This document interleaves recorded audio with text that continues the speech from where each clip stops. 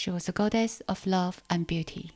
Her beauty could move gods and ruin kingdoms. Zeus was spellbound by her. Mortals would die for a single word from her. The entire Trojan War was set in motion because of her. But what about her? She was married off to the ugliest god. She fell in love with the wrong man, and the one man considered sincere died in her arms. This is Venus, or Aphrodite as the Greeks called her. Born from sea foam, she never truly belonged to herself from the very beginning.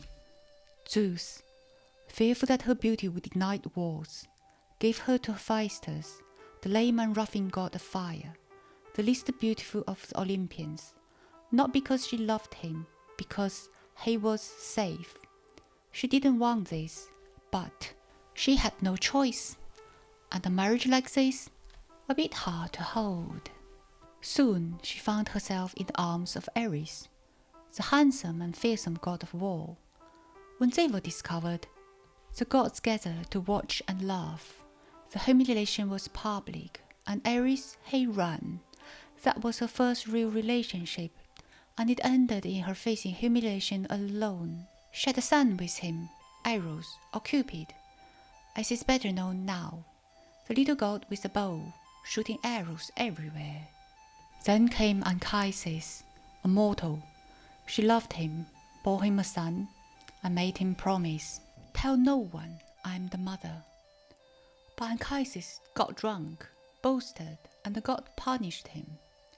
He didn't die, but he was paralyzed. When Troy fell, his son carried him out of the burning city on his back. He died right there, on his son's shoulders. He loved her, perhaps, but he was only mortal, and never had the courage to truly acknowledge her. Then there was Adonis, a beautiful youth she cherished deeply, and later came to love.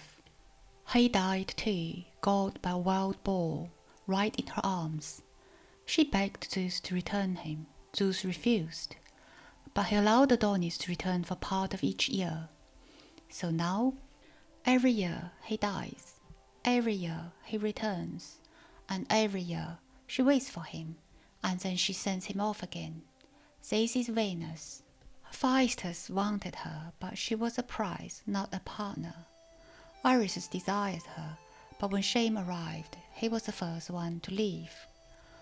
Anchises slept her, but never had the courage to openly acknowledge her. Adonis may have loved her most truly, but dive took him anyway.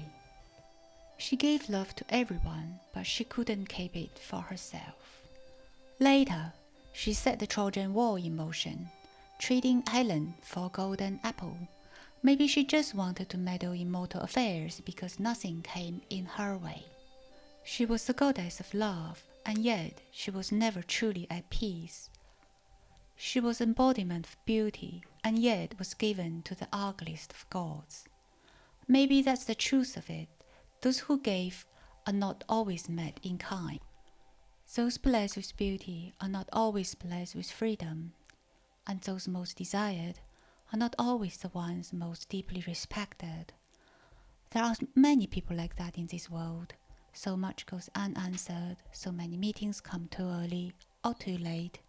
So many lives are shaped by helplessness, by chance, and by things that never quite become what they might have been. Let's just say no one is spared, even gods.